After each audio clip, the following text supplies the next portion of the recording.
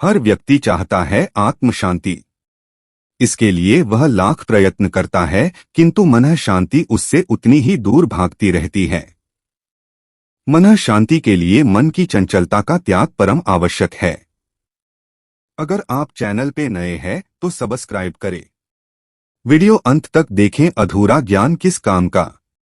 संतोष और आत्मसंयम को धारण कर लिए जाने से मन शांति के साथ ही जीवन लक्ष्यों को प्राप्त करना सहज, सरल और आनंददायी हो उठता है। लेकिन यह सब साधारण बात नहीं है, न ही कुछ दिनों और माहों की। निरंतर अभ्यास जरूरी है। इसके लिए मानसिक स्तर पर आत्मतुष्टि का भाव होने के साथ ही आध्यात्मिक ऊर्जा सर्वाधिक प्रभावी है। ईश्वरीय श्रद्धा, प्रगाढ़ आस्तिकता और आध्यात्मिक भावभूमि से अपने संकल्पों को अच्छी तरह और स्थायी भाव के साथ सुदृढ़ बनाया जा सकता है। एक बार संकल्प के मजबूत होने के बाद तो उसके बल पर मनुष्य कुछ भी परिवर्तन लाने में समर्थ हो सकता है। इसी रहस्य मात्र को जान लिए जाने के उपरांत जीवन की दशा और दिशा दोनों ही बदल जाते हैं। बात चाहे ईश्वर को पाने की हो या किसी सिद्धि की अथवा आत्म आनंद की, इन सभी के लिए रोजमर्रा की जिंदगी में कुछ न कुछ समय एकांत के लिए निकालने की आवश्यकता होती है। इंसान चाहे तो यह कोई मुश्किल काम नहीं है। कुछ समय अवश्य ही निकाला जा सकता है ताकि उस शून्य काल का उपयोग अन्य दिव्य लोकों तक तरंगीय संपर्क के लिए हो सके। व्यस्तता हर व्यक्ति के साथ रहती है, लेकिन व्यस्तता के बीच हम थोड़े क्षण निकाल लें तो निश्चय ही स्वस्थ, मस्त और प्रसन्न रह सकते हैं। कोई जरूरी नहीं कि कठोर साधना ही की जाए। जहां भी समय मिले हम इसका प्रयोग कर सकते हैं। इसके लिए सर्वश्रेष्ठ और आसान मार्ग है मंत्र जप। जितनी अधिक संख्या में मंत्र जप होंगे उतना अधिक प्रभाव बढ़ता चला जाता है और इससे अपने शरीर के साथ एक आभामंडल का निर्माण होता है जो हमेशा अपने साथ रहकर हमारे कर्मयोग को परिपुष्ट करता है और अन्य लोगों से सूक्ष्म संपर्क को स्थापित करने में सहायक होता है। मंत्र जप से अपना सूक्ष्म शरीर ताकतवर होता है और इसमें रोगों तथा बाहरी आक्रमणों से लड़ने की जबरदस्त ताकत अपने आप विकसित होती चली जाती है। जितने अधिक मंत्रों का जाप होगा उतना ही सूक्ष्म शरीर के दिव्य आभामंडल का प्रसार होगा और उसी अनुपात में हम दैवीय शक्तियों का उत्तरोत्तर अधिक घनीभूत अनुभव करने लगते हैं। मंत्रों का जप केवल जिह्वा या मन से उच्चारण मात्र नहीं है, बल्कि मंत्र जप से शरीर के भीतर के चक्र और अंतस्थ नाड़ियों का स्पंदन एवं जागरण भी होता है। इनके जागरण से शरीर निर्मल और दिव्य बनता है तथा इसी से रोगों से बचने और लड़ने की स्थितियां प्राप्त होती हैं। अपने लिए यह बात सिर्फ कहने भर की है कि समय नहीं मिलता, व्यस्तता है आदि आदि, ये सारे केवल और केवल बहाने भर होते हैं। लेकिन अपनी दिनचर्या पर गौर करें तो हम पाएंगे कि हमारे पास खूब सारा समय ऐसा होता है जिसका उपयोग हम कर सकते हैं, लेकिन चंचल मन के पाश में जकड़े होने के कारण करते नहीं हैं। जैसे कि हम किसी को लेने या छोड़ने बस या रेलवे स्टेशन पर गए, बस रेल पहुंचने में देरी हो, किसी दफ्तर में काम से गए और प्रतीक्षा करनी पड़े, मंदिर गए हों, बस या रेल में सफर कर रहे हों या और ऐसे ही क्षण जब हमें प्रतीक्षा करनी पड़े। ऐसे क्षणों का उपयोग मंत्र जप में किया जाए तो इसका सीधा फायदा मिलेगा ही। मान लो हम अपने निवास से गंतव्य अथवा लंबी दूरी की यात्रा के लिए बस रेल में निकलें और 1 से लेकर कुछ घंटे का सफर हो, तब फालतू की बातचीत में समय न गंवाएं, आंखें बंद कर मंत्र जप करते रहें। ऐसे क्षणों का उपयोग करते हुए लाखों मंत्रों का बैलेंस हम बना सकते हैं। मंत्र ऊर्जा का यह संचय अपने बैंक बैलेंस से भी कई गुना प्रभावी है।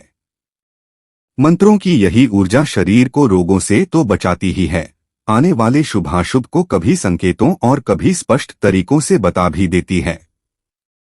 यह हमारे चित्त की निर्मलता, निष्कपटता और पवित्रता पर निर्भर है। जितना हम अधिक शुद्ध होंगे उतने ही ज्यादा तरह से दैवीय संकेतों को स्पष्ट अनुभव करने लगेंगे। जरूरी नहीं कि कोई बड़ा मंत्र लिया जाए, हमें जो भगवान पसंद हो उनका कोई सा छोटा मंत्र लेकर इसका जप शुरू कर दें। आम तौर पर वही देवी देवता मनुष्य को प्रिय होते हैं जिनका पूर्व जन्मों में यजन, स्मरण और भजन किया होता है अथवा वंश और कुल परंपरा से चले आ रहे हों। एक मंत्र को साधने मात्र से दूसरे सभी मंत्र स्वतः सिद्ध होने लगते हैं, इसलिए एक मंत्र को अपनाएं और इसका जितना अधिक जप कर सकें करें। यह मंत्र हमें निरोगी तो रखेगा ही, हमारे मन में जिस किसी काम का संकल्प उठेगा उसे पूर्ण करने में भी मदद देगा। फिर जिन दिनों साप्ताहिक अवकाश हो, लंबे अवकाश हो, उन दिनों को साधना के लिए निकालें तथा घर में या किसी एकांत स्थान या मंदिर में जाकर निश्चित संख्या में जप कर लें। जब किसी मंत्र का जप करें तब माला या मन के गिनने की बजाय इस बात पर ध्यान दें कि जिस देवता का जप हो रहा है उसमें ही ध्यान लगा रहे। इसके लिए जप करते वक्त आंखों की दोनों भौहों के बीच जहां तिलक लगाते हैं उस स्थान विशेष आज्ञा चक्र में ध्यान करें। आंखों व शरीर में कहीं भी लेश मात्र भी तनाव नहीं होना चाहिए, एकदम सहज होकर यह सब करें। जब मन में प्रसन्नता हो तभी भगवान के जप या ध्यान करें। आज्ञा चक्र के भीतर रोशनी का बिंदु है, इसी भावना को ध्यान में रखकर आगे बढ़ें। ध्यान के वक्त ड्रिलिंग थेरेपी को अपनाएं, यानी कि जमीन से पानी निकालने जैसे मशीन से ट्यूबवेल खोदा जाता है, हैंडपंप ड्रिल होता है, उसके बाद पानी निकलता है। इसी प्रकार हम जब ध्यान करेंगे तो पहले पंच तत्वों के अलग अलग रंग, पहाड़, काले बादल या खूब पसरे हुए घने पहाड़ आदि के स्वरूप दिखने लगते हैं।